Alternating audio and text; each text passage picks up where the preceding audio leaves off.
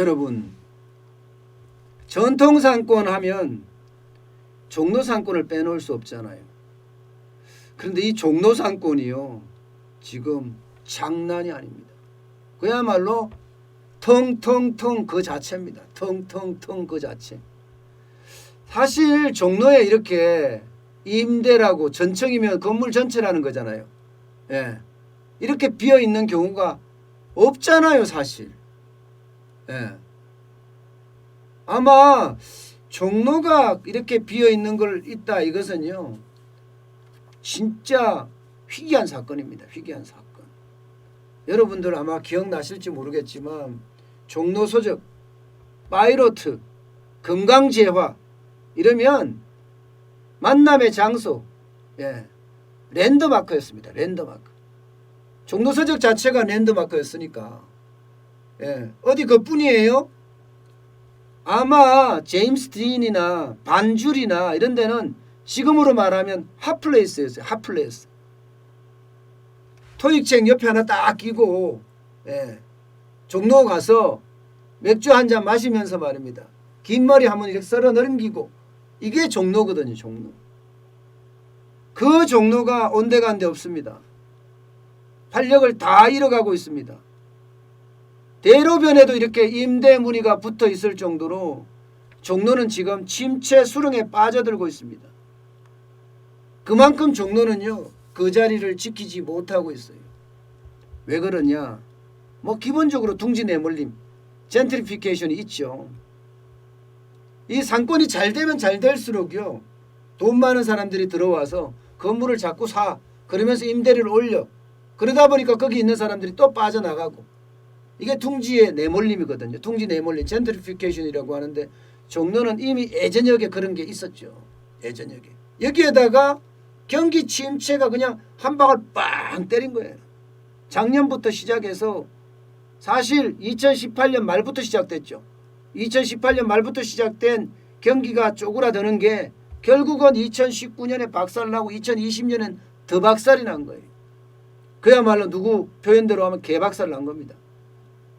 종로에 가면 대로변뿐만 아니라 여기저기가 다 비어있다. 세 집 중에 한 집이 비어있다. 이렇게 이야기할 정도로 종로가 아작이 났습니다. 아작이. 예. 지금 이게 종로거든요. 보시는 것처럼 종각역에서부터 시작해서 종로 3가까지, 여기가 종로에 대한 뭐라고 해야 되나, 추억과 로망이 다 살아있는 곳이에요. 여기 있던 기업들, 여기 있던 가게들 거의 다 없어졌어요. 거의 다 없어졌어요. 우리가 아는 가게들 말입니다. 우리가 아는 가게들. 세 집 중에 하나가 없어졌으니까 얼마나 많은 가게들이 없어졌겠어요. 세 집 중에 하나가 없어졌으니까. 이렇게 빨갛게 칠해진 것들이 전부 다 없어진 가게들인데요. 우리가 생각했던 옛날의 그 모습은 온데간데 없고요. 지금은요, 아예 뭐라고 이야기해야 되나, 축 늘어졌다, 이렇게 이야기해야 됩니다. 임대 딱지가 여기저기 붙어져 있고요. 예, 일천 골목만 하더라도, 목 좋은 곳만 하더라도 지금 비어있는 거, 이렇게 골목에 가게 이렇게 유턴하는 가게, 모서리 가게, 이런 데가 목 좋은 가게들이잖아요. 그죠? 이런 데가 목 좋은 가게들이죠. 이런 데가 목 좋은 가게들입니다. 근데 이 목 좋은 가게들도 텅텅 비어 있다고 이야기할 정도로 지금 어렵습니다. 예. 근데 희한하게 1층에 대한 것도 없지만 2층도 없어요. 2층도. 전 건물 전체가 임대료로, 예, 임대를 나누는 경우가 참 많습니다. 그런데 여기가 말입니다, 여러 가지 생각해야 될 게 있는 거예요. 종로는요, 전통상권이고 젊음의 거리였고, 우리가 생각하는 1980년대 90년대 종로 이러면 그야말로 꼭 나가봐야 되는 곳이었단 말입니다. 그런데 어느 순간부터 이 종로는요, 값비싼 동네가 되어버렸어요. 값비싼 동네가. 종로에 갑자기 그 근처만 딱 보자고요. 그 근처만. 종로를 두고 또 근처. 가장 가까이 근처에 있는 데가 광화문이에요. 광화문은 변했어요. 광화문은 그 사이에 뭔가 새로운 트렌드와 변화에 따라서 완전히 변해버렸습니다. 그게 DD타운가요? DD타운? 정확하게 그게 DD타운가 아마 그럴 텐데요. 예. 그게 생기면서 DD타워가 D타워라고 합니다. D타워가 생기면서 그 근처가 뭔가 젊은이들의 거리로 바뀌었습니다. 뭔가 변화에 굉장히 빠르게 대응을 했죠. 그리고 종로 옆에 또 가까운 데가 을지로입니다. 을지로. 제가 일했던 곳이 바로 그 을지로에 조금 더 가면 충무로거든요. 매일경제가 거기 있으니까. 충무로역 지하철역 4번 출구 앞에가 매일경제 빌딩이 있잖아요. 대각선으로 또 옛날에 구사옥이 있거든요. 그 구사옥은 을지로입니다. 그럼 을지로에서는요. 점심을 먹으러 가면 구석구석에 있는 맛집으로 가요. 구석구석에 있는 맛집. 거기는 대부분 인쇄골목들이 많거든요. 인쇄골목을 요리조리 피해서 가면 뭐 칼국수 잘하는 집, 만두 잘하는 집, 뭐 또 옛날식 냉면 잘하는 집, 뭐 천지예요. 맛있는 집이. 옛날식으로 만들어지고 손맛이 아주 깊게 우러나는 집들이 그런 집이 천지니까 그런 집 일부러 찾아갔거든요. 그게 바로 지금으로 말하면 힙지로입니다. 힙지로가 굉장히 뜨는 바람에 종로 또 죽었어요. 종로 상가 끝에서 조금만 들어가면 바로 힙지로에 들어가는 입구가 나오거든요. 거기 가면 오비호프라고 만선호프라고 이런 데가 다 거기에 있습니다. 거기에. 변화에 제대로 대응을 못한 거죠. 변화에 제대로 대응을. 변화요. 강화문은 이렇게 빨리 변하고 많이 변했는데 그 사이에 종로는 변하지도 못하고 국으로 그냥 옛날 식대로 그냥 가만히 있었던 거예요. 변할 수 있는 고리의 틀을 못 만들었어요. 쉽게 말하면 이 소셜 네트워크, 소셜 디바이스라는 게 뭐예요? 사진 아니에요? 사진? 그래 뭔가 특이한 게 있어야 돼. 특이한 게. 예를 들어서 커피 한약방 이런 거 들어보셨어요? 커피인데 한약방을 뒤에 붙여놨어요. 한약도 시커멓고 커피도 시커머니까 좀 특이하잖아요. 들어가 보면 또 재밌어 진짜. 진짜 재밌어요.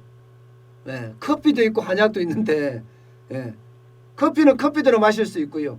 한약 같은 커피를 또 마실 수 있어요. 저도 거기에 많이 가는 뭐 한 1, 2년 전만 하더라도 굉장히 많이 갔던 곳이 많습니다. 그러니 뭐 그런 재미있는 게 하나도 없어요. 사진 찍을 것도 없고. 그러니 종로 상권이 무너지고 뭉개질 수밖에 없었죠. 그러다가 이게 장사가 안 되니까 제일 먼저 빠져나가는 게 뭐예요? 대기업들 먼저 빠져나갑니다. 그 다음에 프랜차이즈 빠져나갑니다. 그리고 남으면 상권이 확 죽어버립니다. 이게 처음에는 상권이 떠서 있는 사람들이 쫓겨나다가 상권이 망가지면 대기업부터 먼저 빠져나가고 프랜차이즈 빠져나가고 그러면서 망가지는 거예요. 실제로 말입니다. 실제로 상권 공실률을 보면 지금 종로는요. 심각한 상황이에요. 심각한 상황. 일반적인 서울의 공실률이 한 8.5%? 네. 8.5% 되는 게 서울 전체 평균 공실률이에요. 근데 종로는요 9.9%예요. 9.9%. 굉장히 세죠. 게다가 상가 투자 수익률도 전체 중대형 상가 이러면 1.28% 정도 되거든요. 1.28% 서울에는요. 근데 종로는 1.14%예요. 0.5%포인트가 낮습니다. 그러니까 종로에다가 사람들이 투자를 안 한다는 거죠. 종로에다 투자를 안 해요. 그런데도 불구하고 이게 임대료는 안 내려가요. 임대료는 계속 올라가요. 오히려. 왜냐하면 이게 건물 가격이 떨어지기 때문에요. 여기 있는 종로 상권에서는 낮춰주지를 않는 겁니다. 지금 임대료가 얼마냐고요? 임대료가 장난 아닙니다. 아직까지도. 임대료가 제곱미터당 31,500원이에요. 서울 평균이 22,400원입니다. 9,100원이나 더 비쌉니다. 그러면 가겠습니까? 이게 여러분 상권이라는 건 저도 이제 방송도 해보고 이러면서 상권 분석도 공부도 하고 또 저도 식당을 해봤으니까 여기저기 공부를 하면서 체험도 해보고 이러면서 느낀 게요. 상권은 일단 뭔가 뉴스에 상권이 뜹니다. 뭔가 뉴스에. 제가 이렇게 말하면 좀 어렵나요? 뉴스가 써진다는 것은요. 보통 일반적인 것은 뉴스가 안 써지거든요. 기사화가 안 되거든요. 기사화가 된다는 것은 거기가 뭔가 특이한 게 있다는 거예요.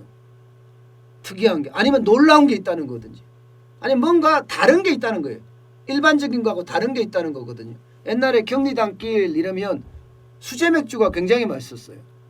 예. 그래서 수제 맥주라는 게 있었어요. 거기는 수제 맥주를 먹으러 가려고 그러면 이태원을 지나서 경리단길로 가야 된다 이렇게 이야기했었거든요. 그러면서 경리단길에 수제 맥주집이 이렇게 계속 생겨가면서 그와 비슷한 재미있는 공방들이 또 생깁니다. 그러면 연인들이 갔을 때 수제 맥주집에서 맥주 한잔하고 또 공방들 가서 느끼고 그러면 선물 코너도 생겨요. 선물 코너도. 그러면서 놀이 코너도 생깁니다. 놀이 코너. 이런 식으로 상권이 뭔가 하나가 빵 뜨면 그에 따라서 하나씩 하나씩 이렇게 그와 연관돼서 젊은이들을 중심으로 해서 뜨거든요. 그게 상권이에요. 다시 말해서 상권은 뭔가 특이성도 있어야 되고 재미도 있어야 되고 놀거리도 있어야 되고 흥미거리도 있어야 되고 그리고 즐길거리도 있어야 된다는 거예요. 그러면 상권이 자연스럽게 형성이 되거든요.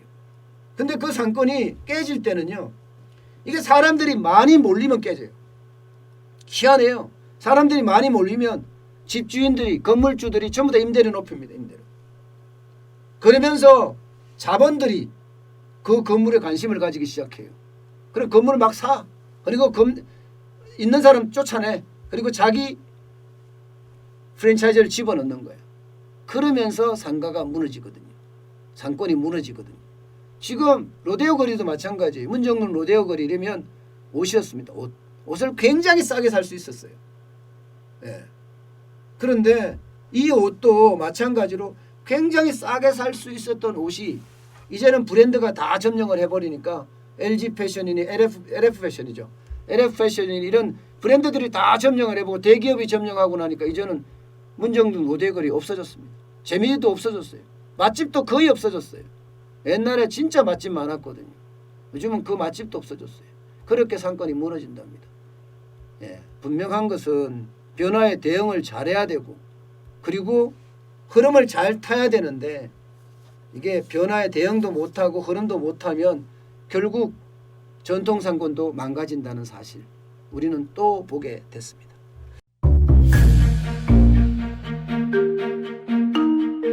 세종대왕과 샤넬 넘버5, 벤츠 자동차의 최고급 기종인 마이바흐의 공통점을 아시나요?